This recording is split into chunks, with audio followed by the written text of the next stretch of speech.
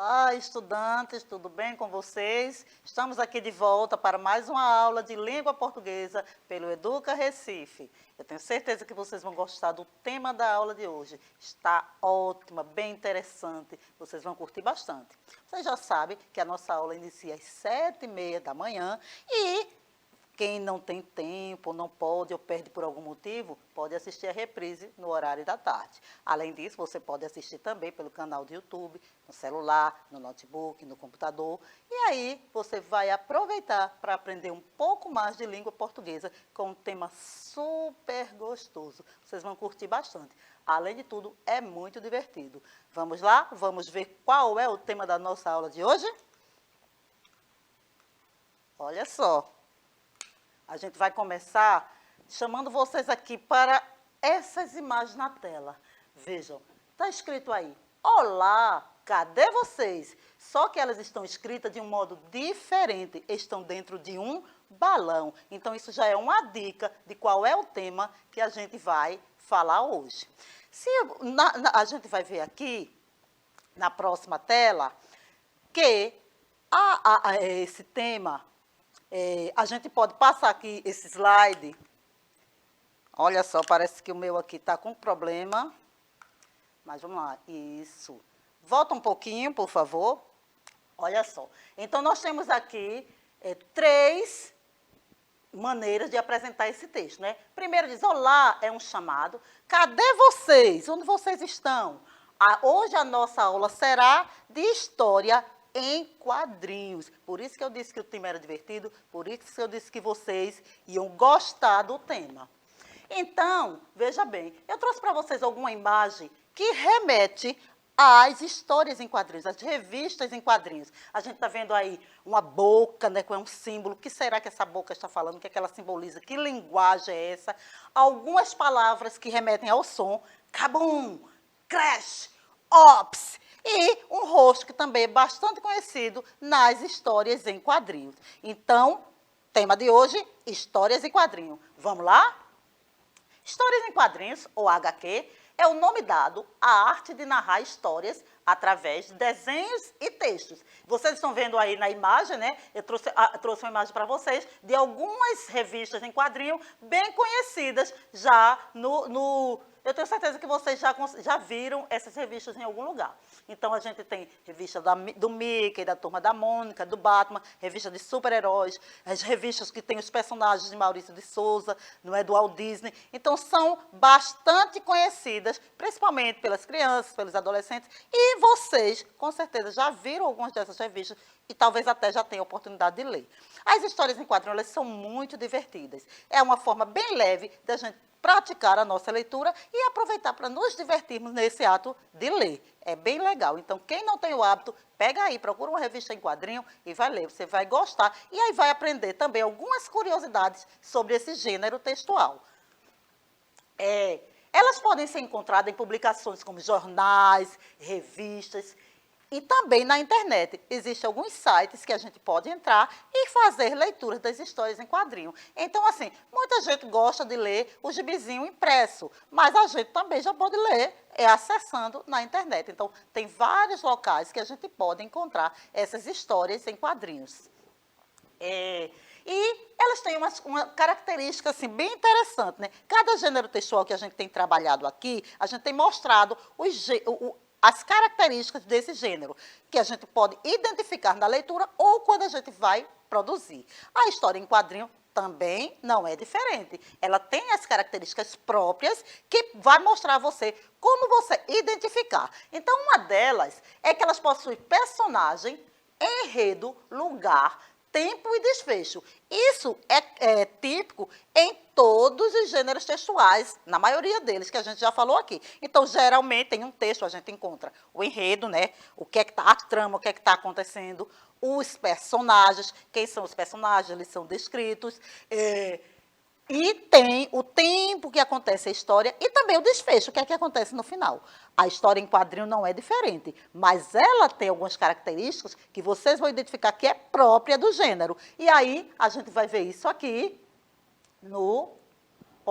é formada por uma sequência de imagens ou por imagens e textos. Então, vocês estão vendo aí no exemplo que eu trouxe de uma página, de uma história em quadrinho, não é? Uma página da Turma do Pererê. Inclusive, esta história em quadrinho está lá na árvore de livro, não é? Não podia deixar de ser, eu não podia deixar de falar, onde vocês têm acesso a vários livros, vários gêneros textuais, e a história em quadrinho também. Então, essa história em quadrinho da Turma do Pererê, ela está lá, vocês podem ler completa. Tem, inclusive, ela e outras histórias desse autor, e com esses personagens da Turma do Pererê, que é uma turma bem divertida.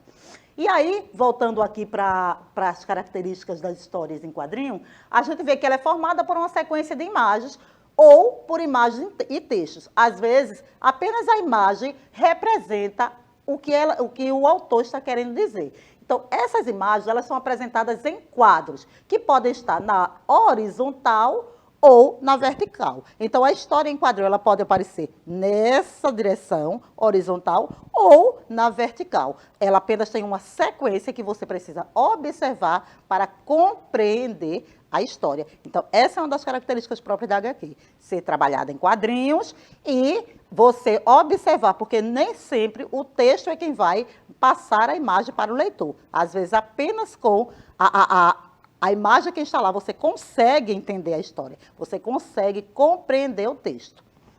Outra característica é a fala do personagem, porque ela não aparece de forma direta, com travessões, com o travessão indicando o diálogo, como aparece em outros gêneros textuais. Na história em quadrinho é diferente. A gente observa que ela lida em balões, tá vendo? Aqui na história em quadrinho, o Pererê está conversando lá com o colega dele e ele diz, ainda sem o seu colar, Tinini. E Tinini faz, ainda, Pererê. Só que essa fala não é feita mostrando através de um travessão, né, que é o sinal de pontuação que indica o diálogo, a fala. Aqui não, na história em quadrinho, ela aparece em balões. Então, a fala do personagem é lida em balões de variados tipos e formas que indicam os sentimentos dos personagens. Então, a gente vai ver na sequência da aula que, às vezes, os balões nem sempre eles representam uma forma direta. E nem sempre eles têm apenas um formato. Cada formato do balão indica um sentimento diferente, tá certo? E, às vezes, nem é um balão, é um quadrinho onde vai aparecendo uma outra forma de falar, que a gente vai ver daqui a pouco. Então, vamos lá. O formato dos balões transmite intenções distintas. Exemplo, essa imagem que está aqui aparecendo agora tem duas pessoas mostrando dois balões típicos de histórias em quadrinho.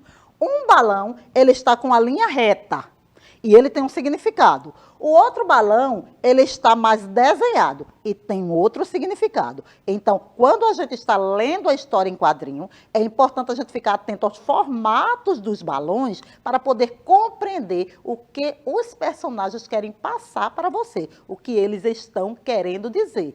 Os quadrinhos, os balões, eles são importantes para a compreensão da leitura da história em quadrinhos. Certo, gente? E aí vamos falar dos tipos de balões. Eu trouxe aqui para vocês, nessa imagem, alguns balões e mostrando o que eles significam. Então, no primeiro balão, como eu já mostrei outros, é uma linha reta, não é tracejada, não é desenhada, é reto. E a pergunta também é bem direta. Você viu meu livro?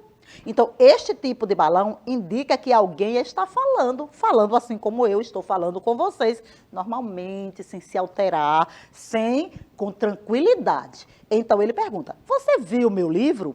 Aí, o próximo balão, vocês vejam aí que ele tem uma cor bem chamativa, vermelho. Geralmente, o vermelho indica atenção, indica que aquela coisa está em destaque. Então, aí na fala está escrito, no balão está escrito, não! Você viu meu livro? Não! E esse tipo de balão aí, ó, com os desenhos mais pontudos, mais pontiagudos, puxados, ele indica grito. Então, você viu meu livro? Não, eu não vi. E aí, o outro balão, que é mais desenhadinho e tem uns pontinhos, ele indica um pensamento. Porque depois da resposta, né, você viu meu livro? Não, o personagem pensou, onde estará meu livro? Ele ficou pensando onde poderia ter colocado. E o balão que indica o pensamento é esse balão desenhado com essas bolinhas. Então, quando a gente está lendo uma história em quadrinho, a gente tem que prestar atenção a esses balões para poder compreender o que os personagens, o que está acontecendo naquela história. O que foi que o autor quis passar, qual é a mensagem que cada personagem está trazendo naquela história, para poder ter a compreensão total desse gênero textual. Então, os balões são muito importantes na hora da leitura de uma história em quadrinho. E vocês vejam que eu coloquei ali também, lá em cima, dentro de um quadrado, de um retângulo, o nome tipos de balões. Por quê? Porque este retângulozinho, ele também aparece na história em quadrinho. E, geralmente, quando ele aparece na história em quadrinho, ele está indicando a fala do narrador. É alguém que está contando o que está acontecendo na história. Então, geralmente, a fala do narrador aparece neste tipo de retângulo. É um balão retangular.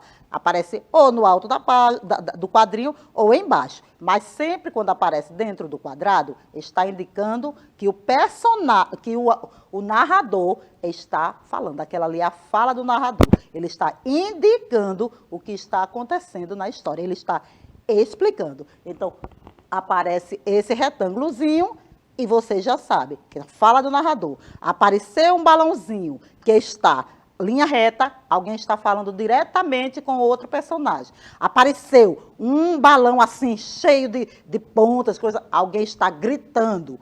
E onde tem umas bolinhas, é o pensamento de alguém. Vamos continuar? Vamos conhecer mais um pouquinho sobre as histórias em quadrinho. Então, olha lá o balão o retângulo de novo, onde eu estou, como narrador, dizendo que agora nós vamos falar de onomatopeias. Eita, professora Mauricé, esse nome não é fácil de pronunciar. Onomatopeias. Vocês sabem o que é que significa? Vocês já ouviram falar esse nome? Mas eu tenho certeza que vocês já praticaram várias onomatopeias. Por exemplo, aí na tela, as palavras que eu coloquei foi pou, arc,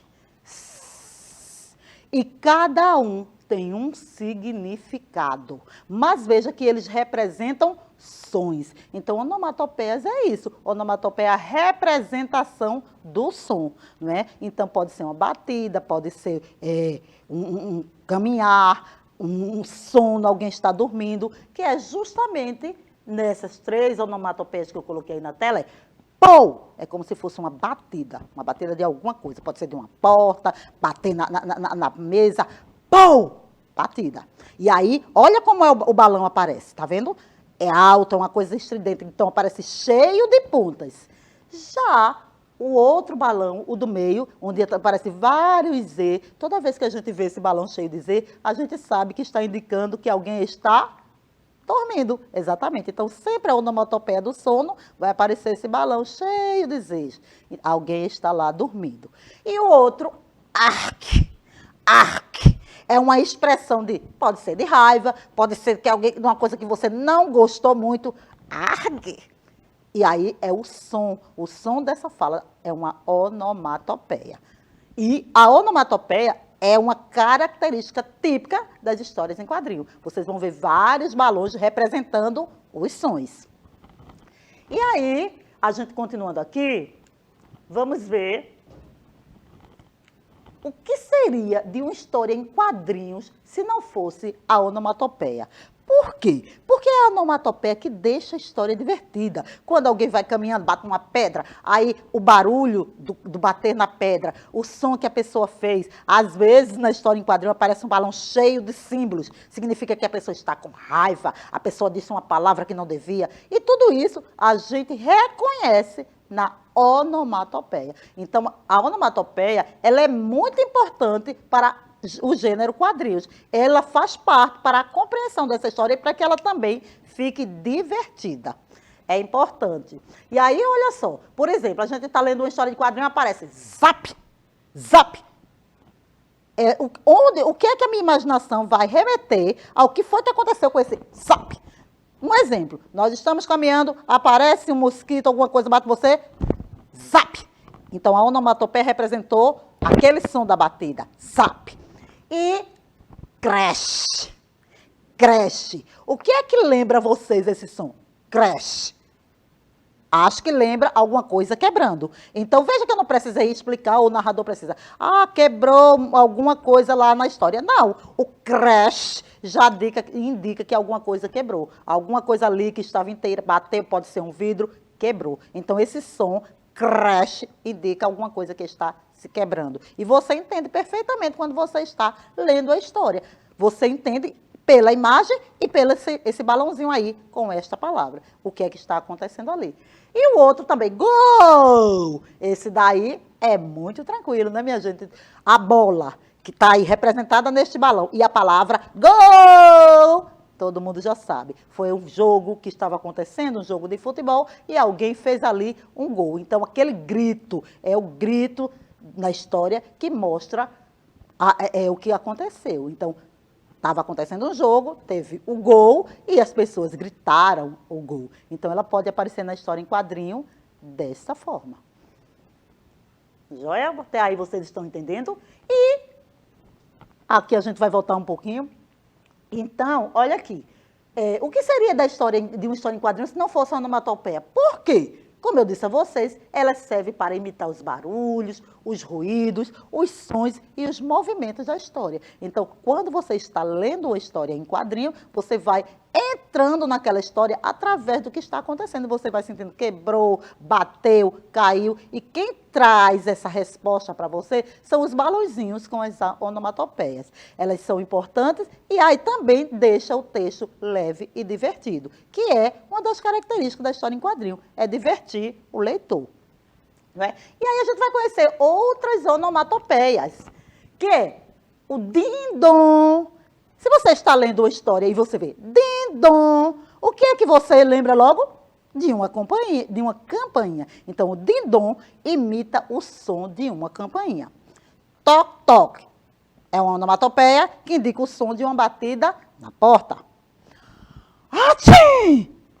Imita o som de uma pessoa espirrando. Em tempos de pandemia, esse som a gente já fica logo, que é isso aí. Então, achim, lá na história em quadrinho, quando aparece, é o som do espirro, é uma onomatopeia. Você vai entender que a personagem espirrou porque vai aparecer este som dentro do quadrinho. Achim, né? E aí, prosseguindo, a gente vê o bum, bum, imita o som de uma bomba. Buá, buá. Se você vê isso, você sabe que neste quadrinho vai ter alguém chorando. Então, buá é o som de um choro. E nhaque, nhaque. O que é que significa essa onomatopeia? Nhaque. Imita o som de uma mordida. Então, alguém está comendo ali ou mordeu alguém. Então, nhaque, e você vai saber que aconteceu uma mordida ali naquela história. Então, as onomatopeias, olha como a palavra é difícil, até eu estou me atrapalhando. As onomatopeias, elas têm este objetivo de fazer com que você acompanhe a história através dos sons, que você compreenda. E isso é uma característica típica das histórias de quadrinho, que é a nossa aula de hoje. E aí, eu trouxe aqui para vocês algumas curiosidades sobre as histórias em quadrinho. Vamos conhecê-la? No Brasil, elas são conhecidas por gibis, revistas em quadrinhos, histórias em quadrinhos ou simplesmente HQs. Então, toda essa nomenclatura aí está falando de um mesmo gênero textual. Um texto que é escrito em quadrinhos numa sequência, pode ser horizontal ou vertical. E uma sequência leve e divertida para ser lida. O leitor, quando está na história em quadrinho, é uma leitura para divertir, é uma leitura deleite. Não é um gênero textual bem gostoso de acompanhar e compreender. Outra curiosidade é a primeira história em quadrinho criada no Brasil, ela foi publicada na revista Vida Fluminense em 30 de janeiro de 1869. Tá vendo como as histórias em quadrinhos são antigas? Antigas no mundo e também aqui no Brasil. 1869, eu nem sonhava nascer. Imagina vocês. Eu tenho certeza que vocês estão imaginando aí como essas histórias em quadrinhos são antiguinhas, hein? São mais antiguinhas do que as nossas vovós.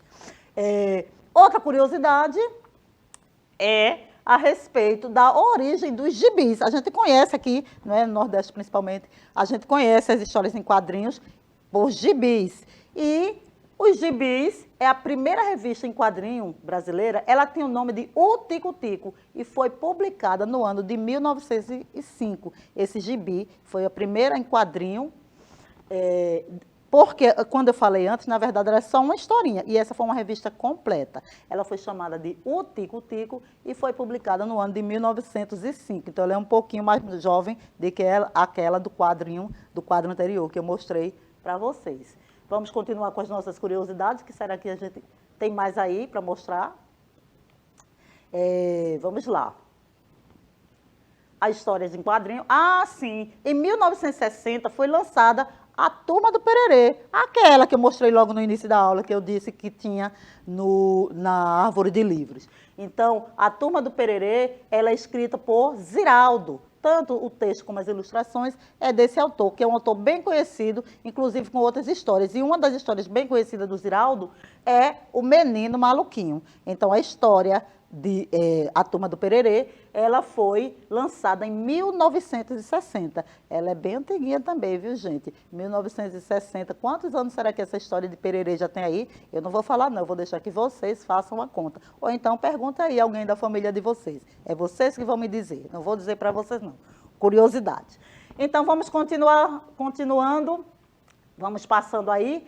E chegou a hora daquela nossa revisão, da gente relembrar a nossa aula, não é? A gente está quase finalizando e eu tenho certeza que vocês conheceram várias coisas das histórias em quadrinhos. Quem gosta de ler história em quadrinhos ficou com mais vontade ainda e quem ainda não conhecia vai correr para procurar uma história em quadrinho para ler, porque já viu que é bem divertido esse tipo de leitura e com as características que eu mostrei para você hoje, vai ser muito mais fácil compreendê-las, não é isso? Então vamos lá, vamos para a nossa revisão? Primeira coisa que a gente vai ver é que o nosso tema de hoje foi histórias em quadrinhos. Eu trouxe aí para vocês a história do Pererê, eu disse a vocês que vocês podem encontrar ela lá na árvore de livros, né? Também já falei que quem escreveu essa história foi Ziraldo, né, dessa turma, quando surgiu essa revistinha, esse gibi, no ano de 1960. E vocês podem ir lá conhecer a Turma do Pererê, quem ainda não conhece. Tá? Então, nossa aula de hoje, histórias em quadrinhos. E as características das histórias em quadrinho é uma linguagem visual, né? Tem muita imagem e a gente faz a compreensão principalmente através das imagens.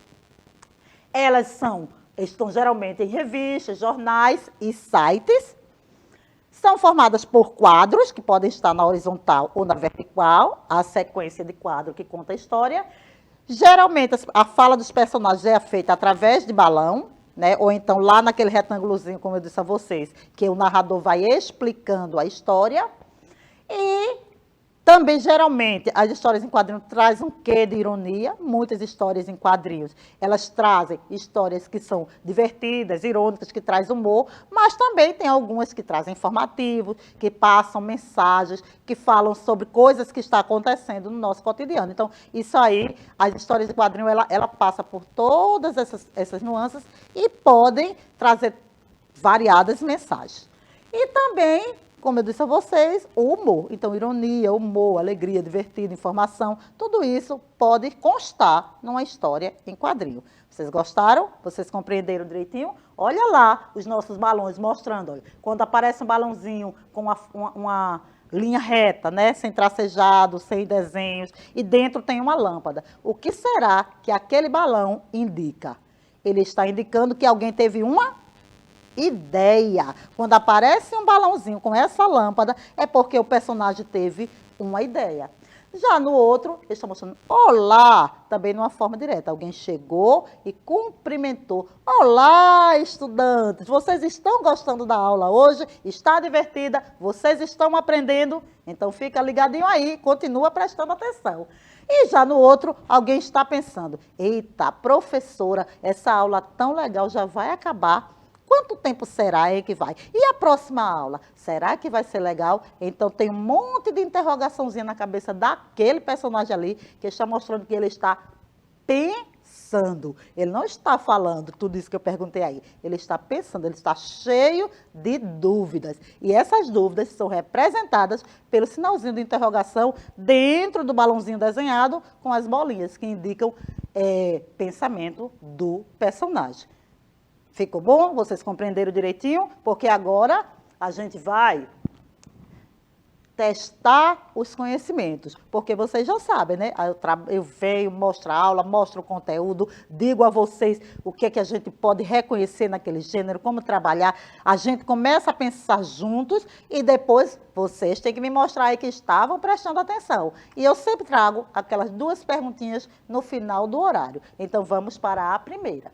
Na primeira, eu trouxe uma historinha em quadrinho, como não podia deixar de ser. Essa história em quadrinho, ela é do projeto Albatroz.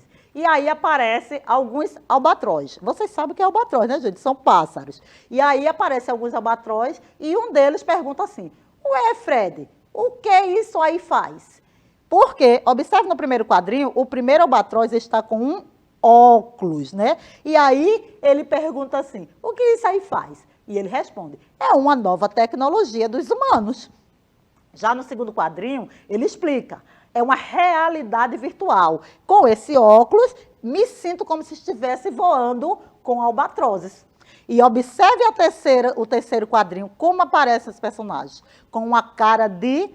Peraí, menino, você está voando com quem? É com albatrozes mesmo. Esse óculos aí, parece que não, a realidade é muito virtual, não. A realidade é bem real. Então, olha aí aparecendo o humor na história em quadrinho. Mas a pergunta diz assim: os balões nos quadrinhos acima indicam pensamento, cochicho, fala comum ou grito. Então, tanto no primeiro quadrinho quanto no segundo quadrinho, aparecem balões. Esses balões, ele tem uma característica que eu expliquei durante a aula. E a pergunta diz: esses balões indicam pensamento, cochicho, fala comum ou grito? O que é que vocês acham? Vamos ver a resposta?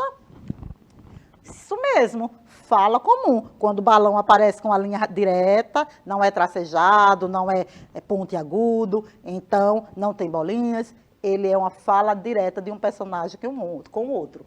E nós estamos vendo aqui que os albatrozes estão conversando e a fala é direta. Então, tenho certeza que aí vocês acertaram. A resposta é a letra B. Os balões indicam fala comum. Vamos para a próxima pergunta? Aí eu trouxe um outro tipo de quadrinho, tá certo? Onde não aparece a fala dentro do balão, mas estão dentro do quadrinho e está indicando quem é que está falando. Então, nossos personagens agora é um cão e um gato, né? E essa história em quadrinho é justamente esse tipo de quadro. Fala sobre cães e gatos, está lá em cima.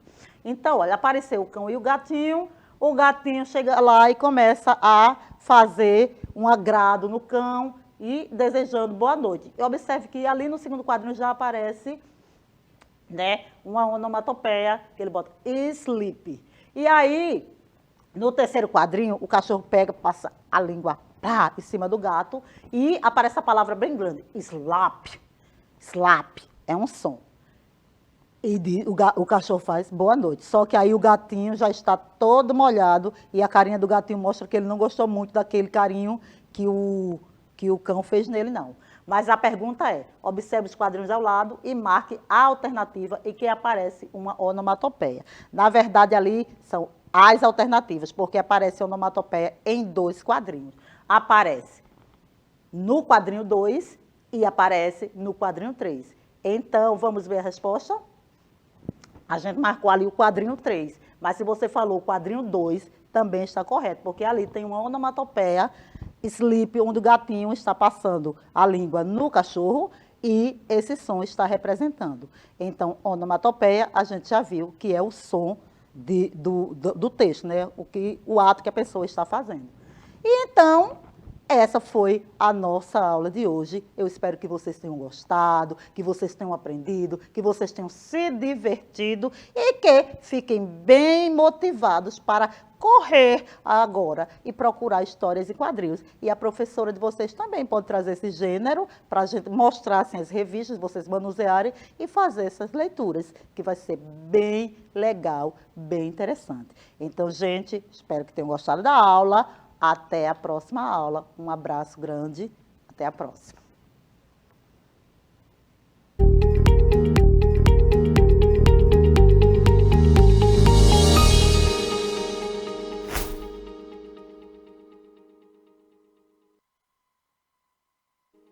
Olá, tudo bem com vocês? Estou aqui novamente para falar do Educa Recife, o programa de ensino híbrido da Prefeitura do Recife. Mas desta vez eu venho conversar com vocês sobre os dias e horários de exibição das aulas da educação infantil. O Educa Recife tem mais de 14 horas de aulas, exibidas todos os dias, em 5 canais digitais. Já sabem os horários de vocês? Então presta atenção que eu vou explicar tudo bem direitinho.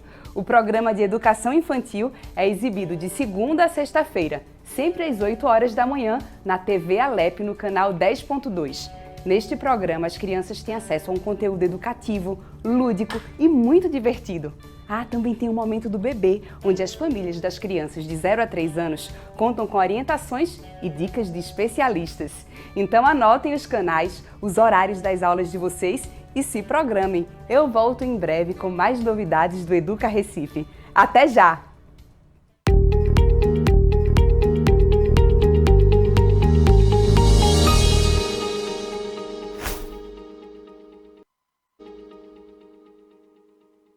Olá, tudo bem com vocês? Estou aqui novamente para falar do Educa Recife, o programa de ensino híbrido da Prefeitura do Recife. O Educa Recife tem mais de 14 horas de exibição todos os dias em 5 canais digitais. E na nossa programação, contamos com conteúdo exclusivo para educação inclusiva. Um programa inteirinho destinado ao atendimento educacional especializado. O programa de educação inclusiva é na TV Alep, canal 10.2, de segunda a sexta-feira e começa às 8h45 da manhã. Não percam!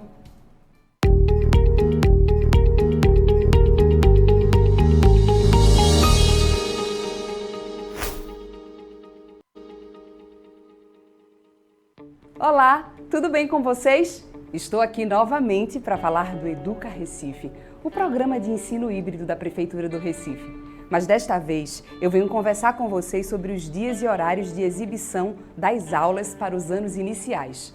O canal 22.2 da TV Nova é dedicado às aulas do primeiro, segundo e terceiro ano do ensino fundamental, anos iniciais. Atenção para os horários das aulas. As aulas do primeiro ano começam às 7h30 da manhã e seguem até às 8h30.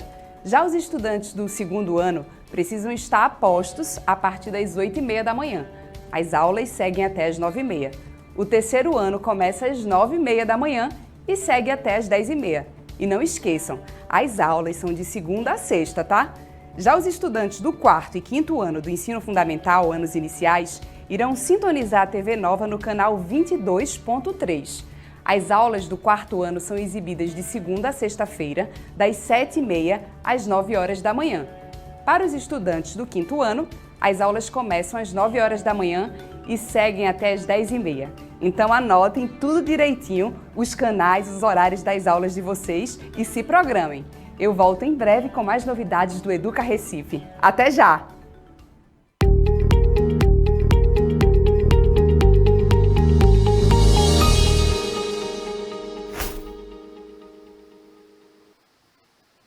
Olá, crianças! Como vocês estão? Animados para a aula de hoje? Espero que sim! Já acordaram com a aula da professora Mauricéia? E agora nós vamos começar comigo! Eu sou a professora Márcia Cristina e hoje o conteúdo que nós vamos ver é de ciências, isso mesmo, de ciências. E olha só, répteis! Isso, réptil! Nós vamos ver esse conteúdo. E para vocês não esquecerem, vamos ver aí? Olha só na nossa tela.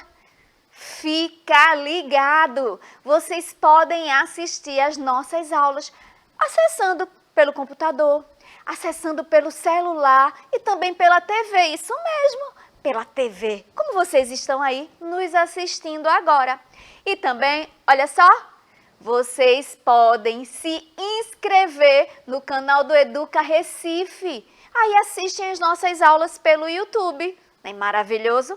E reprisa, vocês podem ver quantas vezes quiserem. Se tiver alguma dúvida, vai lá na aula de novo. Eita, eu não lembro disso que a professora Márcia falou. Volta, assiste e vocês aprenderão tudinho sem perder nada. E vamos iniciar a nossa aula lembrando de uma coisinha. Olha só, a aula passada. Isso, vocês lembram da aula passada? Ah, foi sobre aves, não foi? Olha bem, aves. E aves são seres vivos, como os répteis também. E as aves, vocês aprenderam coisas interessantíssimas sobre as aves. Vocês lembram que ela tem a queratina nas peninhas lá e que a queratina faz com que as penas sequem mais rapidamente? Isso! E no réptil também vai ter, viu, gente? Isso mesmo. Mas eu vou colocar aqui uma imagem para vocês observarem esse grupo dos répteis. Olha lá.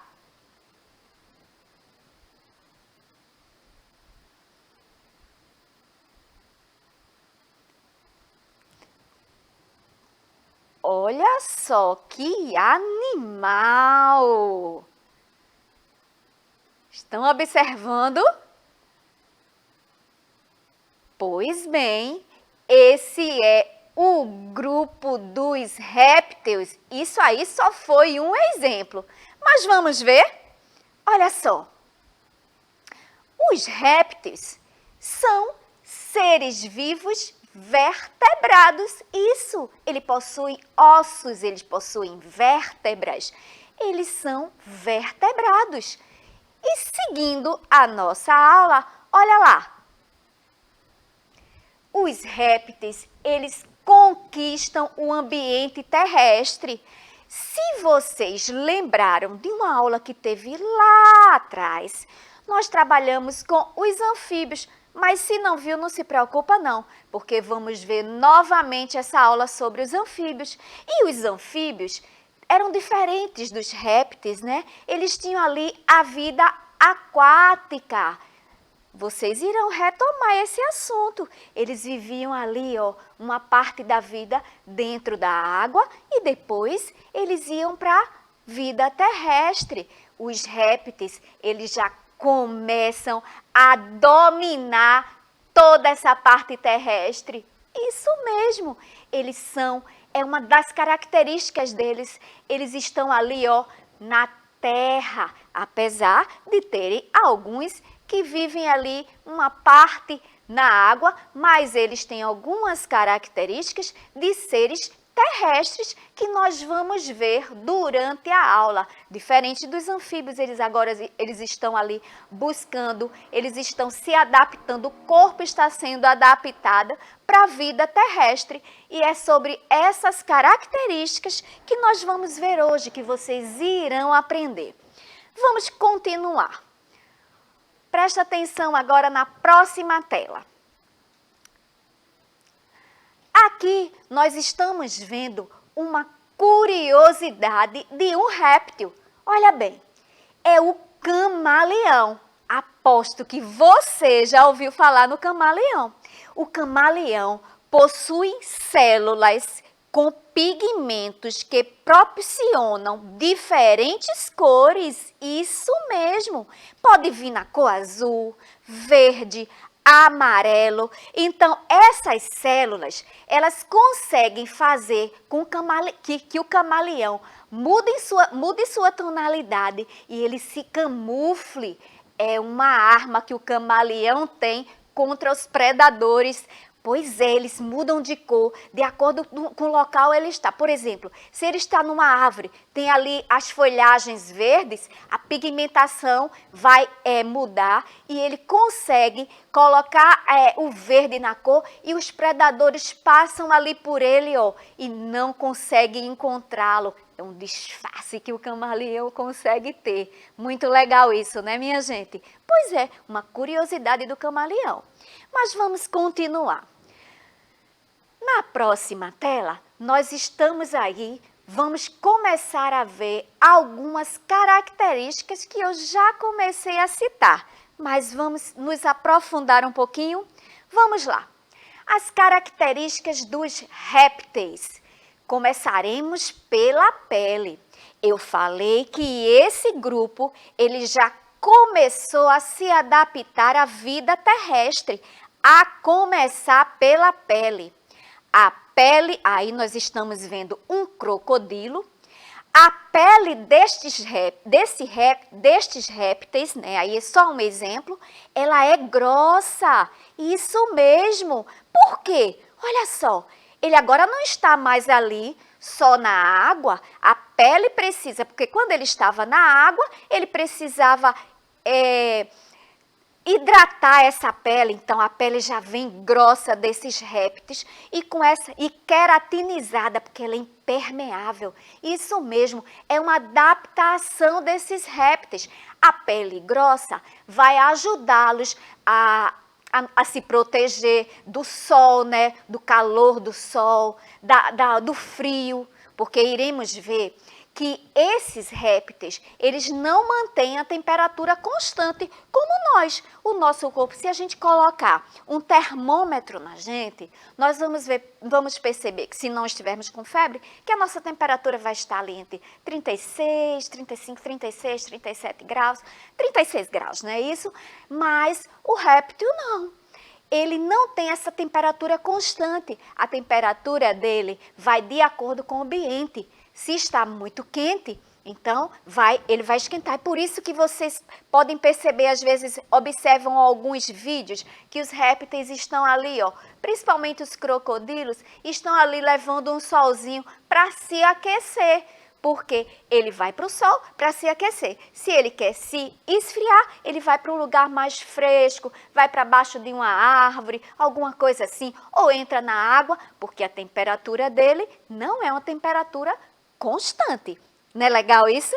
Eles estão se adaptando, estão aí, ó, vivendo em outro ambiente, por isso precisam de adaptações. Mas vamos seguindo. Uma outra característica é sobre a respiração. Isso mesmo, os répteis têm respiração pulmonar. Nós vimos, por exemplo, se vocês estudam os peixes, a respiração dos peixes é uma respiração branquial. Eles respiram através das brânquias. Nós vimos os anfíbios, que vamos retomar os anfíbios nas próximas aulas, que os anfíbios, na sua vida aquática, ele tem a respiração tanto branquial e depois ele vai mudar essa respiração ou cutânea, que vai ser na pele, ou pulmonar, cutânea e pulmonar. E já os répteis não.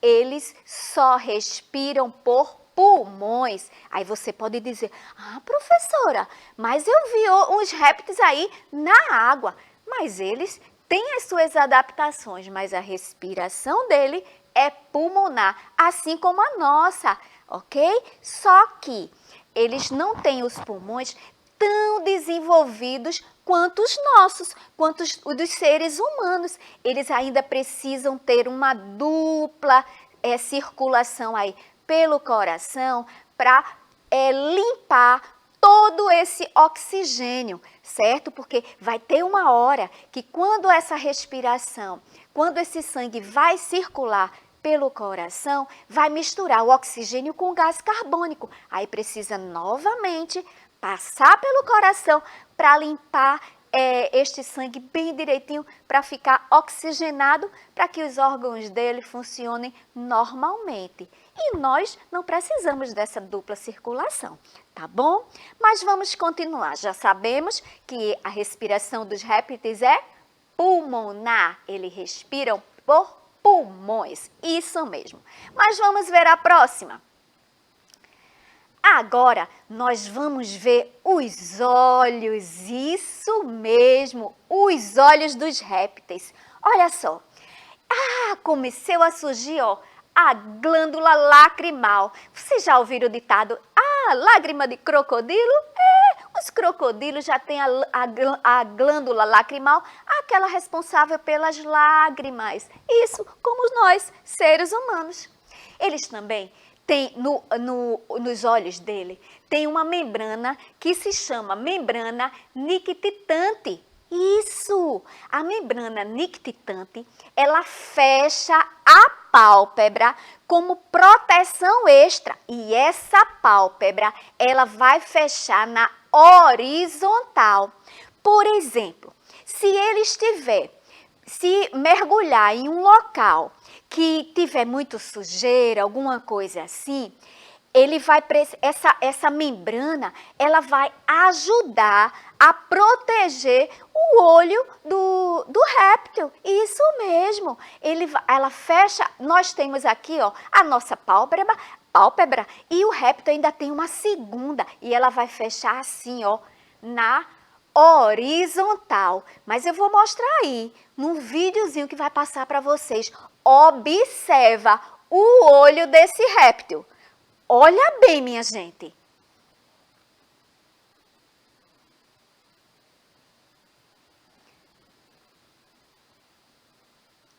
Observaram a pálpebra nictitante fechando na horizontal?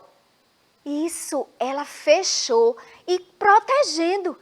Então, essa pálpebra protege ainda mais o olho do réptil. Se ele estiver ali, como eu falei, em algum lugar que está sujo, então, ó, ela vai ajudar a proteger o olhinho dele. Vamos seguindo. Na próxima, nós vamos ver aqui a questão da fecundação. Isso mesmo, a fecundação dos répteis é interna. O espermatozoide, ou seja, a célula masculina que é responsável pela fecundação, é depositado dentro da fêmea. Então, esta reprodução começa internamente. Só que existem uns répteis que eles botam ovos. Isso mesmo. A boa parte dos répteis, a maioria dos répteis, eles colocam ovos. A fecundação inicia-se aqui internamente e depois eles colocam os ovos. E esses ovos, eles possuem proteção. Lembra que eu falei para vocês que os répteis estão se adaptando à vida terrestre. Se adaptando à vida terrestre significa que todo o processo precisa estar preparado para a vida na Terra. Se vocês vão ver novamente, por exemplo, os anfíbios colocavam lá os ovinhos perto da água, porque ela não tem essa proteção no ovo. Já os répteis, os ovos dos répteis vêm com proteção. Isso mesmo, essa proteção já começa com a casca. A casca, ela já evita que esses ovos eles se desidratem, porque ali dentro do ovo vai ter uma vida, não é, minha gente? Se tem uma vida dentro do ovo, ela precisa ter todas as coisas para que os nutrientes, elas precisam ter trocas de gases, porque o ser que está ali, o ser vivo que vai sair dali, como nós, quando estamos na barriga da mãe, nós precisamos nos alimentar, nós precisamos respirar, mas tudo isso é entregue à mãe para vocês. Aí, ó, os ovos, quando são colocados para fora, eles precisam de tudo isso. E o ovinho do réptil já é protegido. Essa casca, esse ovo com casca, evita a desidratação. Dentro dela tem umas membranas. Por exemplo, o ovo é amniótico, que é uma bolsa com água interna, vai proteger ali o embrião, vai proteger, por exemplo, de impactos. O ovo vai estar ali, ele vai colocar o ovinho para fora, o ovo para fora, e ele vai precisar ser protegido. Essa bolsa protege também o embrião. Aí veja quantas coisas interessantes, né? Nós estamos vendo ali aquele ovo jogadinho ali que o réptil colocou, mas ele está ali ali dentro tem tudo que é necessário para ele conseguir se manter até estar no tempo hábil para ser eclodido, ou seja, para sair de dentro daquele ovo e viver sua vida normalmente. Tudo que ele precisa ali dentro. É maravilhoso, não é, pessoal? E vamos seguindo. Agora nós vamos ver na próxima tela, vamos ver aqui, olha só, a tartaruga botando ovo. Olha que coisa interessante. Olha bem, gente. Olha só, que legal, não é? Ela tá ali colocando o ovo. Vocês aprenderam que a fecundação é feita internamente e depois a boa parte dos répteis coloca esse ovo para fora e ele vai estar ali seguindo, né? Recebendo os nutrientes, respirando com toda aquela proteção que vocês aprenderam anteriormente que eu falei. E vamos continuar? Na próxima tela, nós vamos ver que os répteis eles têm uma classificação. Nós iremos ver 3 dessas classificações. A primeira dela é a quelônia, depois vem a escamata e vem a crocodília. Nós iremos trabalhar com essas 3 classificações dos répteis para que vocês aprendam. Vamos ver a primeira, que é a quelônia. Vamos ver. Na próxima tela, vocês observam que, olha só, a quelônia, eu trouxe aqui um exemplo que ele faz parte desta classificação, um cágado. Isso mesmo, um cágado.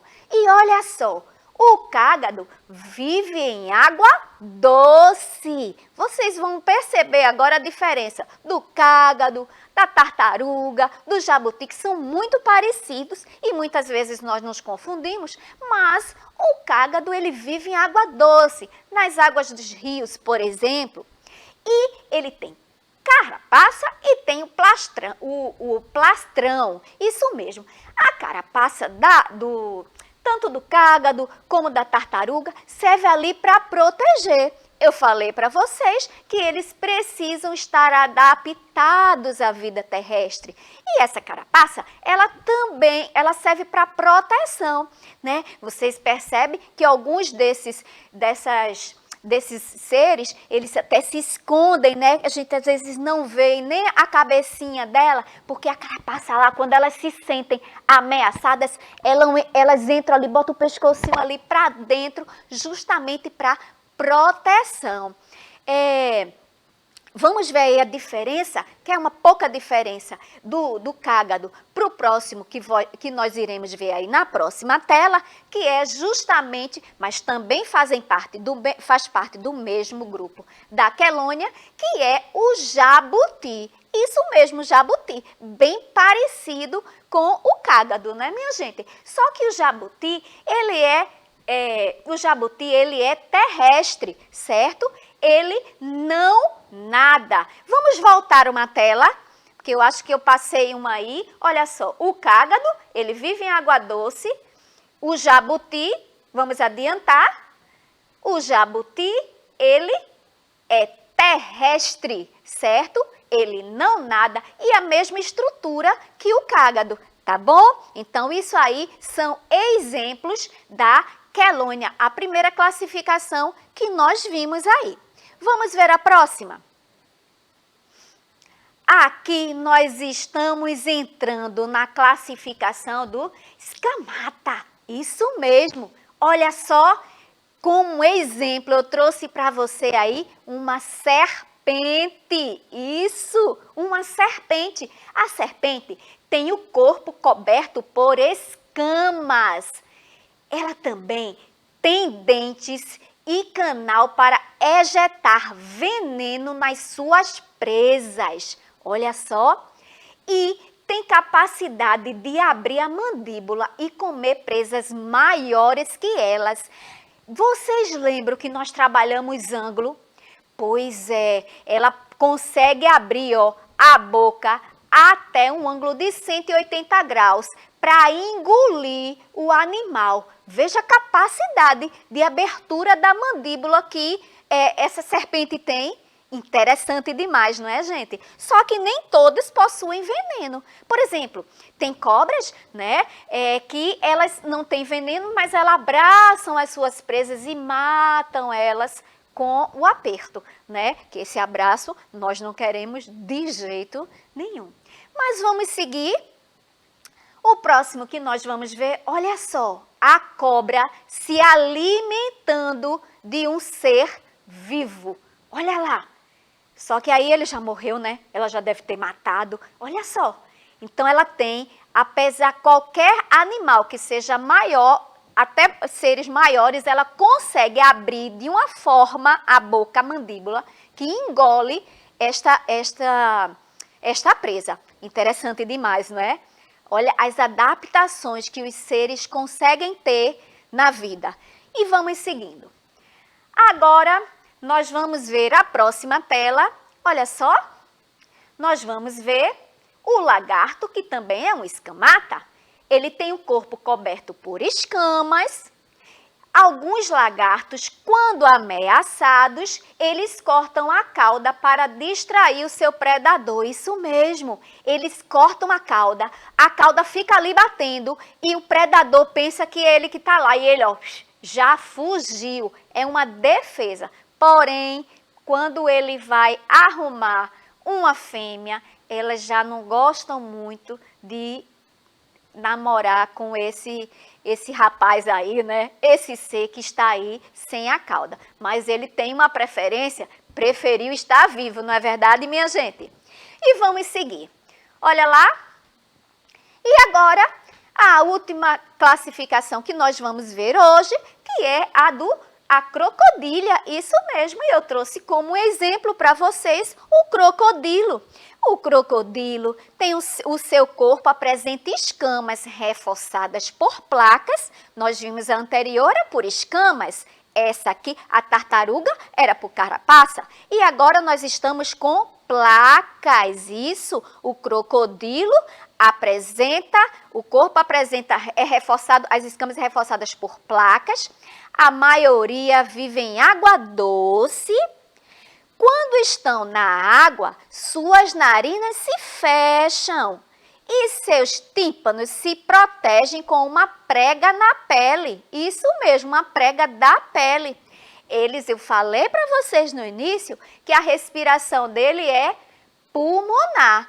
Por isso que ele diz o seguinte, né? Que as narinas se fecham, porque se você entrar você for dar um mergulho na praia, se você deixar a sua narina aí livre, você vai engolir água, então ele não é bobo nem nada, então as narinas dele se fecham e os tímpanos aqui, ó, para não entrar água nos ouvidos, ele tem uma prega que desce assim para que proteja também. Bem interessante, não é, minha gente? Esses répteis, mas vamos seguindo. Olha só. Agora, testando os conhecimentos, vocês já aprenderam? Segue aí para ver. Olha bem, a primeira pergunta, os répteis respiram por brânquias, pulmões ou pele? Olha lá, por pulmões. A próxima, vamos ver? E a pele dos répteis, hein? Ela é lisa, ela é fina ou ela é grossa?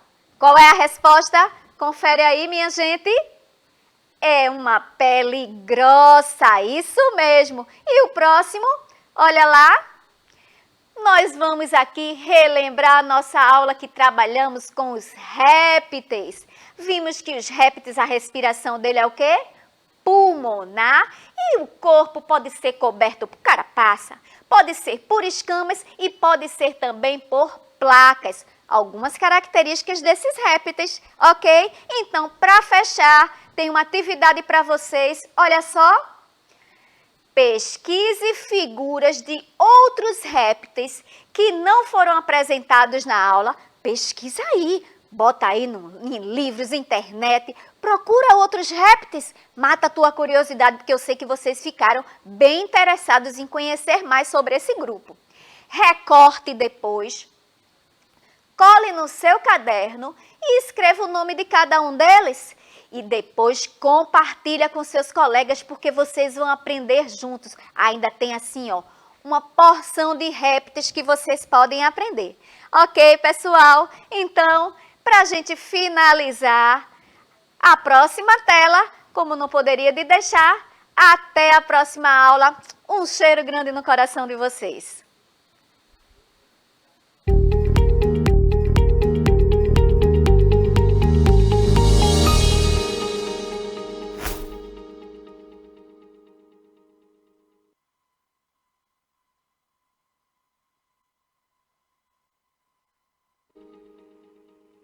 Olá, tudo bem com vocês? Estou aqui novamente para falar do Educa Recife, o programa de ensino híbrido da Prefeitura do Recife. Mas desta vez eu venho conversar com vocês sobre os dias e horários de exibição das aulas para os anos iniciais. O canal 22.2 da TV Nova é dedicado às aulas do primeiro, segundo e terceiro ano do ensino fundamental, anos iniciais. Atenção para os horários das aulas. As aulas do primeiro ano começam às 7h30 da manhã e seguem até às 8h30. Já os estudantes do segundo ano precisam estar a postos a partir das 8h30 da manhã. As aulas seguem até às 9h30. O terceiro ano começa às 9h30 da manhã e segue até às 10h30. E não esqueçam, as aulas são de segunda a sexta, tá? Já os estudantes do quarto e quinto ano do ensino fundamental, anos iniciais, irão sintonizar a TV Nova no canal 22.3. As aulas do quarto ano são exibidas de segunda a sexta-feira, das 7h30 às 9h da manhã. Para os estudantes do quinto ano, as aulas começam às 9h da manhã e seguem até às 10h30. Então anotem tudo direitinho, os canais, os horários das aulas de vocês e se programem. Eu volto em breve com mais novidades do Educa Recife. Até já!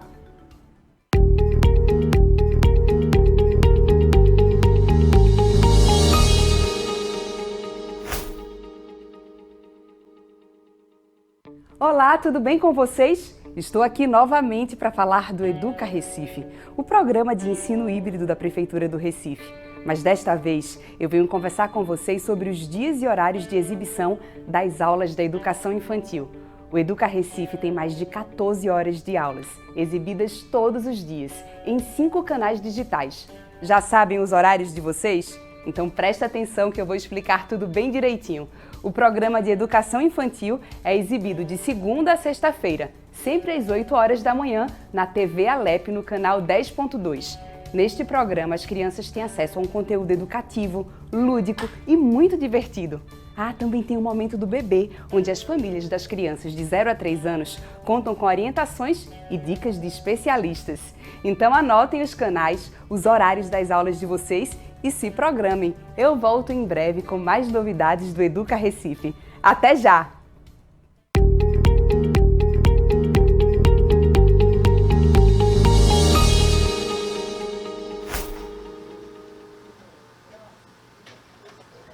Oi pessoal, como vocês estão hoje? Bom dia, para começar a nossa aula hoje de artes. Professora Sandra Duarte, espero que vocês estejam bem, estejam tranquilos, que possam aproveitar nossa viagem hoje pelas formas das representações humanas. Então, a casa de vocês, fiquem à vontade. Vamos fazer arte hoje. Então, hoje nós vamos começar falando sobre algumas representações, formas de representar os seres humanos desde o passado, desde o começo da história até nossos dias. Então a gente começa aqui, falando sobre o que é arte. Eu acho que é mais do que pertinente que a gente fale um pouquinho sobre arte. Então, arte é uma forma de comunicação. Interessante é o seguinte, que mesmo que a gente não perceba, sem querer, a gente está fazendo arte também. Então, quando não conhecia a escrita, o ser humano utilizava-se da arte para se expressar. Então, veja que a arte é uma coisa muito mais antiga do que a nossa própria escrita. É uma forma muito, muito antiga mesmo da gente se expressar. Então, de que forma ele se expressava logo no comecinho da história da humanidade? uma das coisas que ele utilizava era a chamada arte rupestre. Então, o que era a arte rupestre? Está dizendo aqui, ó, ou pintura rupestre. Eram geralmente pinturas que retratavam o cotidiano das pessoas. Então, se ele fosse realizar uma caçada ou alguma coisa assim diferenciada na vida dele, tudo que ele fizesse era retratado através da pintura das cavernas. Aí eu mostro aqui para vocês, não sei se dá para ver essa imagem. Então nós temos aqui a representação sempre de caçadas dos animais. Então, tudo que eles faziam, eles representavam nas cavernas, que era a morada deles. Então, geralmente lá, eles sempre, olha aqui, um animalzinho correndo, o outro aqui, provavelmente um filhote, a mãe, né? O outro aqui também, ó, sempre onças, também, e outros animais. Mas o interessante é o seguinte, que também eles representavam figuras humanas, da forma como eles entendiam que poderia ser, então, certo? Então, seguindo aqui na nossa exposição, a gente vai ver que a humanidade ela foi evoluindo nessa questão de fazer arte. E aí não apenas era realizado o desenho nas cavernas, mas o homem começou a esculpir, fazer esculturas com argila e com outros materiais bem interessantes. Então, aqui nós temos a imagem de uma espécie de representação humana, muito antiga. Na verdade, como fala aqui, ó, é um período também da pré-história. E as figuras mais complexas eram esses tipos de esculturas aí que nós podemos ver. E essa figura em especial, ela representa uma entidade feminina. Era tudo muito ligado também à questão da religiosidade, certo? Então a arte tinha essa intimidade também com a religiosidade, com o cotidiano das pessoas, certo? Então, provavelmente utilizada em rituais. Mas vamos seguindo aqui nos nossos slides. E aí a gente chega até o Egito Antigo. Gente, deixa eu mostrar para vocês aqui no globo. Eu marquei para ficar fácil, ó. Então aqui nós temos a imagem, eu não sei se vai dar para mostrar, do Antigo Egito. Gente, o Egito, ele se localizava justamente, ele se localiza, né? Ele não mudou de lugar não. Ele se localiza na África, certo? O continente africano. E o Egito, ele tem uma característica bem peculiar, logo nos primeiros anos da história da humanidade, é que eles pintavam, eles tinham a chamada lei da frontalidade. Então, como é que era essa lei da frontalidade? Em primeiro lugar, eles confundiam muito as imagens de pessoas e animais.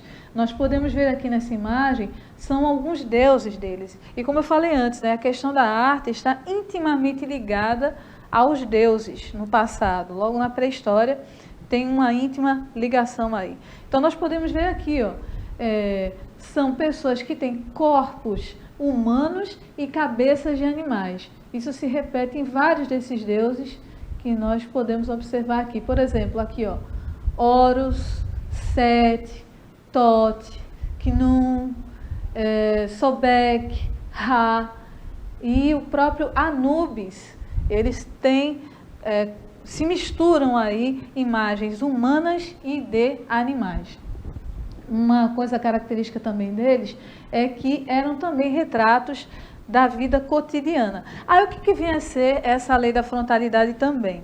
Veja, a cabeça, as pernas e os pés eram de perfil, mas o tronco e os olhos eram para a frente. Então eles tinham esse diferencial, né? Se a gente for fazer aqui, ó, a gente coloca o corpo de lado, os pés de lado, o tronco para frente, a cabeça virada também. Interessante é que os olhos, eles também eram virados para frente. Essa é uma característica do povo egípcio, nesse período da história da arte também, certo? A chamada lei da frontalidade. Seguindo aqui nos nossos slides, a gente vai perceber outra fase da história, é a Grécia Antiga. Vou mostrar aqui no mapa para vocês também, ó, onde fica a Grécia. A Grécia fica no continente europeu, fica na Europa. E ele fica por aqui assim, ó. Se a gente puder ver aqui, essa parte que eu pintei aqui de vermelho, eu destaquei aqui de vermelho, é a Grécia. Gente, a Grécia teve coisas fantásticas que aconteceram lá durante esse período, né? E por que a gente destaca a Europa nesse momento? A Europa era considerado, como é que eu posso dizer, o centro das artes do mundo, né? Então, na Grécia Antiga, existia uma preocupação com a representação realista humana. Então, o que acontece nesse período? Eles queriam se aproximar cada vez mais do ser humano nas suas representações, principalmente esculturas, como nós podemos ver aqui essa imagem, né? Então, eles obedeciam muito à questão da anatomia, eles ficavam preocupados com os detalhes no corpo humano, obedecendo ao ideal de beleza grego, certo? Então, essa influência aqui da Grécia em especial, ela influenciou outras culturas no decorrer da nossa história das artes. Então, foi uma coisa que foi se estendendo durante outras épocas, outras tradições. É bem interessante, tá?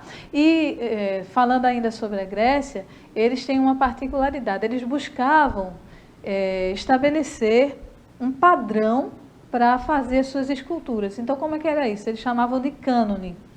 O cânone da arte grega era da seguinte forma: eles mediam pela cabeça. Então, um corpo humano, ele poderia ter em torno de o comprimento de 6 cabeças alinhadas uma embaixo da outra. Então, a partir daí, todos os artistas gregos deveriam seguir esse padrão. Interessante, né? Cada povo com sua forma de pensar, a sua forma de imaginar como criar as figuras humanas, né? Como representar, na verdade. E aí a gente segue novamente nos nossos slides, a gente vai avançar um pouquinho mais na história, a arte medieval. Como nós podemos ver aqui nessa imagem, eles retratavam muito a questão dos santos, né? A religiosidade, muito falando também sobre Jesus Cristo. Ele teve muita influência também na arte romana, essa arte medieval. E eu também marquei aqui, ó, no nosso globo, eu peguei aqui a Itália, a gente está podendo ver aqui, se vocês puderem mostrar, né? Aqui nós temos a Itália, e Roma é justamente aqui, a capital da Itália. E nesse lugar aqui também houve grandes destaques na questão da arte no mundo, né? Apesar de Roma ela ser altamente influenciada também pela arte grega. Uma coisa levou a outra. Mas voltando para a arte medieval, as figuras humanas não eram proporcionais. A gente não vê aqui uma coisa perfeita tentando mostrar o ambiente em que se encontravam, tudo com exatidão, tudo com suas, como é que eu posso dizer, proporções originais. Não era dessa forma. Era uma coisa meio diferente mesmo. Eles às vezes colocavam uma pessoa muito pequena para um ambiente grande, ou um ambiente pequeno para uma pessoa grande. Então, existia sempre esse diferencial, certo? A questão dos cenários, como nós podemos observar aí. E aí a gente vai seguindo na nossa viagem pela a questão da arte, da história. Nós temos o Renascimento. Então, o que foi o Renascimento? Foi uma tentativa de busca, né, de relembrando, vamos dizer assim, relembrando o povo da Grécia, relembrando o povo de Roma, lá do passado. Então, quando foi que aconteceu o Renascimento? Durante os séculos XV e XVI depois de Cristo. Os artistas se inspiraram na arte grega para representar a figura humana. Quem lembra daquela imagem chamada o homem vitruviano? Pois é uma que tem uma pessoa assim, ó, toda esticada, e ele fica dentro de um círculo e um quadrado. Lembra também que eu falei há pouquinho tempo atrás, nos slides anteriores, a respeito do cânone, que seria o padrão para se representar as figuras humanas? Pois bem, o homem vitruviano de Leonardo da Vinci, ele também é um referencial para a questão da arte. Ele é considerado um cânone. Por quê? Aquelas dimensões, a distância dos braços, das pernas para o círculo e o quadrado, e o umbigo dele se situa justamente no centro do círculo, exatamente naquele centro. Ele era o padrão agora a ser desenvolvido e utilizado para as, posso dizer, gerações seguintes, né, nessa questão, dentro desse movimento do Renascimento. Então, eles primavam muito por isso. Aqui nós vimos a imagem, muito conhecida também, chamada Pietà. É uma escultura e ela mostra o Cristo morto nos braços da Mãe Maria, né? Nós também podemos citar aqui como imagens do Renascimento, por exemplo, as Madonas. Então, o que são as Madonas? Não é aquela cantora de pop rock, né, faz super famosa aí no mundo, não. A Madonna de Leonardo da Vinci e de outros artistas do Renascimento são imagens que mostram Maria, a mãe de Jesus, segurando o seu bebezinho. Então, toda vez que você encontrar uma figura do Renascimento, da mãe segurando o bebê, pode ter certeza que é Maria. E aí a gente chama, quer dizer, os artistas, os estudiosos, chamam essas figuras de Madonas. Certo? E eu não trouxe nenhuma Madonna aqui para mostrar para vocês, não, mas daqui a pouquinho a gente fala mais sobre isso. Falando ainda sobre o Renascimento, a gente vai seguindo aqui na nossa história da arte, né? A gente vai ver uma das figuras mais emblemáticas da história da arte no mundo. Nós vimos a figura da Mona Lisa. A Mona Lisa ficou um pouquinho escura aqui, mas eu acho que todo mundo conhece, já viu essa imagem, né? É chamado sorriso. Agora apareceu a Mona Lisa.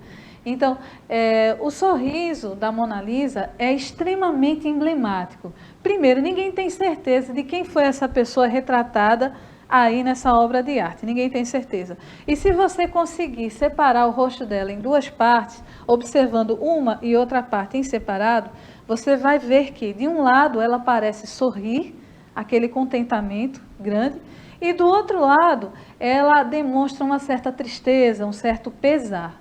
Então, por isso que ela é uma das figuras mais estudadas de toda a história da arte no mundo.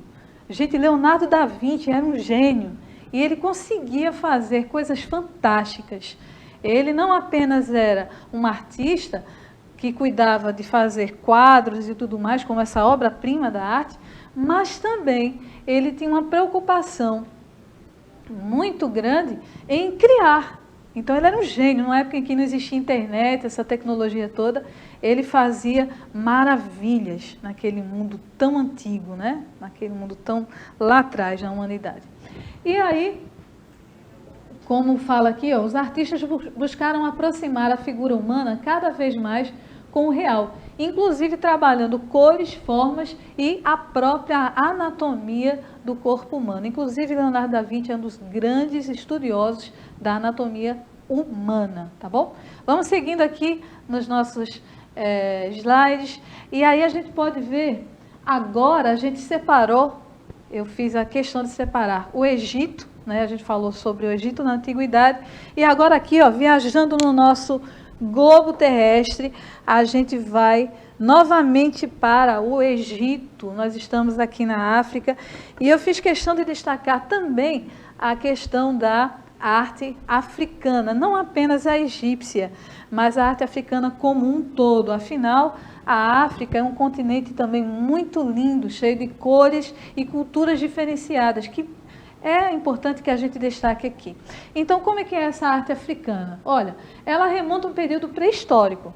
Então, as formas artísticas mais antigas são as pinturas e gravações em pedra, em dois lugares chamados Tassili e Enedi, no Saara, nos anos aproximadamente 6.000 a.C., o século I da nossa era.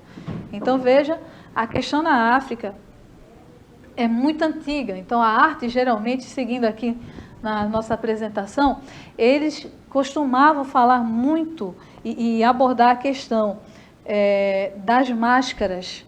Então, eles usavam muito máscaras, como nós podemos ver aqui, E era tão sério, gente, a questão da arte lá, que eles pegavam, para esculpir uma máscara, eles iam até a floresta, num lugar em separado, como se fosse receber a bênção dos seus deuses. E aí, a partir de então, eles esculpiam. Olha, eles utilizavam muito ouro, bronze e o marfim como matéria-prima. Olha que coisa linda essa imagem dessa figura da máscara africana. E aí a gente segue na nossa viagem aqui ainda pela arte. Olha, as máscaras têm um significado místico e importante na arte africana, sendo usadas nos rituais e funerais. Então, elas não somente são arte, mas são arte com propósito. Não é apenas para embelezar a coisa, mas sobretudo para mostrar um ritual, demonstrar alguma coisa de super importância para as pessoas dessa cultura. Então, aqui também são confeccionadas em barro, marfim e metais, mas o mais utilizado é a madeira. Como eu falei, elas são modeladas em segredo. Todo esse material deles, eles carregavam para a floresta e faziam, certo? Então, é possível conhecer o maior acervo da arte antiga africana no mundo. Então, os melhores espaços para a gente conhecer esse tipo de arte são os museus, né? Principalmente eles guardam muitas relíquias importantes. E aí a gente chega na arte brasileira. Então, quando foi que começou a arte brasileira? Foi lá no passado, na pré-história, na arte rupestre, como eu mostrei para vocês aqui no começo, sempre abordando fenômenos da natureza e animais da região.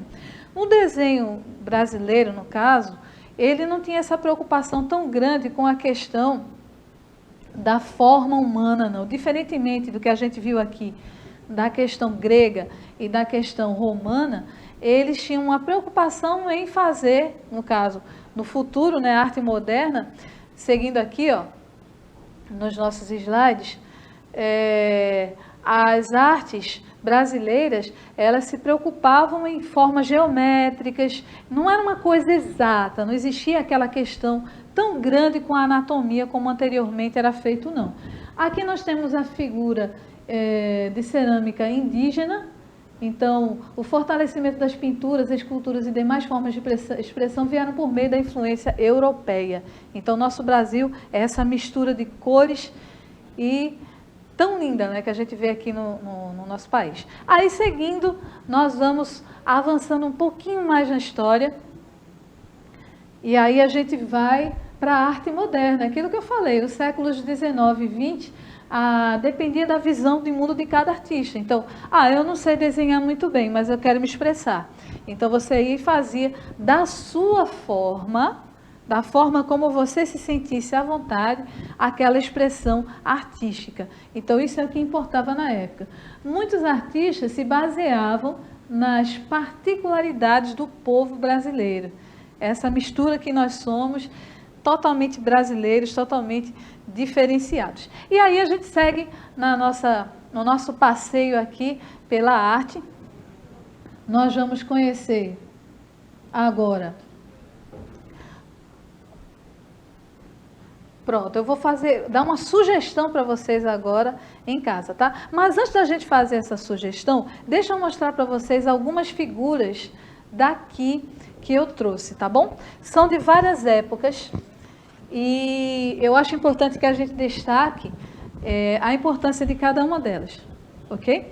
Então, nós temos aqui, ó, figuras do Brasil holandês. Então, aqui, figuras de Eekhout.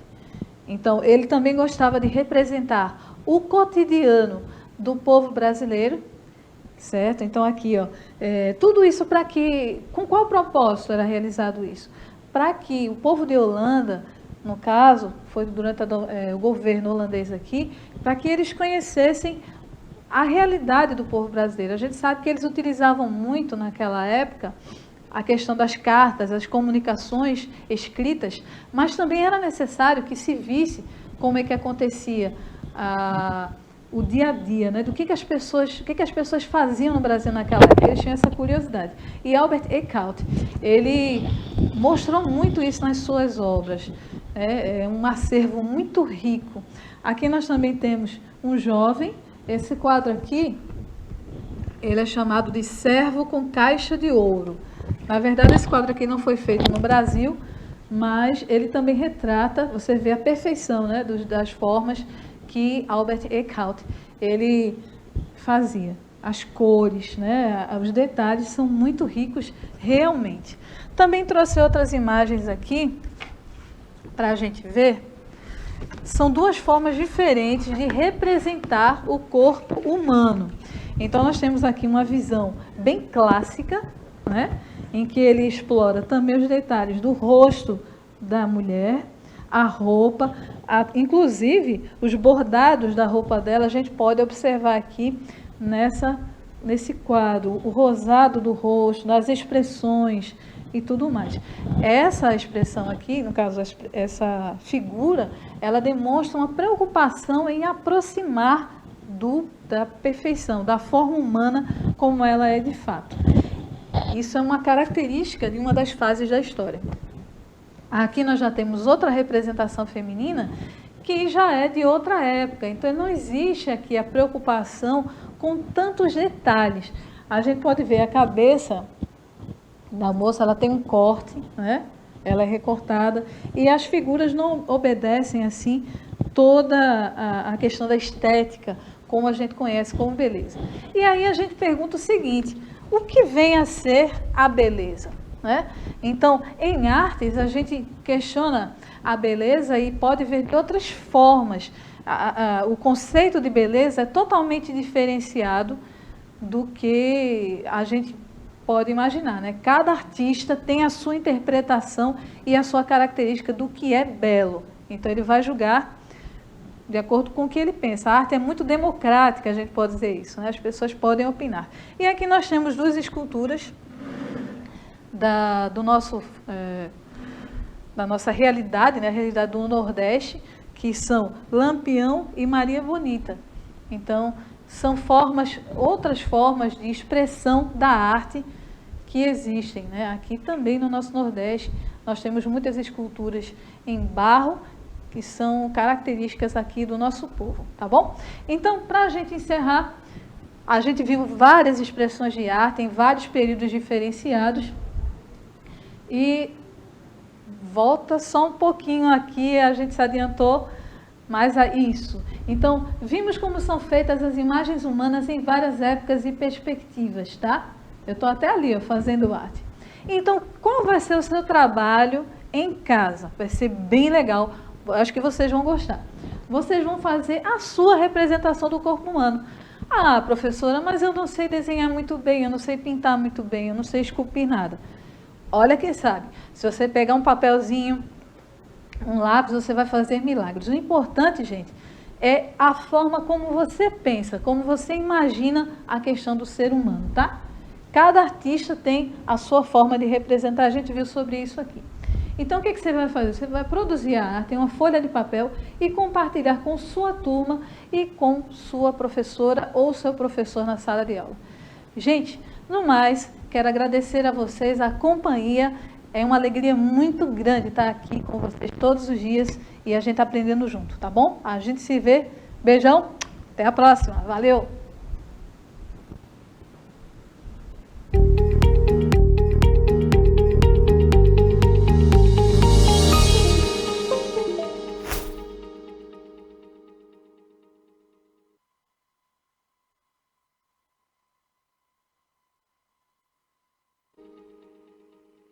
Olá, tudo bem com vocês? Estou aqui novamente para falar do Educa Recife, o programa de ensino híbrido da Prefeitura do Recife. Mas desta vez eu venho conversar com vocês sobre os dias e horários de exibição das aulas para os anos iniciais. O canal 22.2 da TV Nova é dedicado às aulas do primeiro, segundo e terceiro ano do ensino fundamental.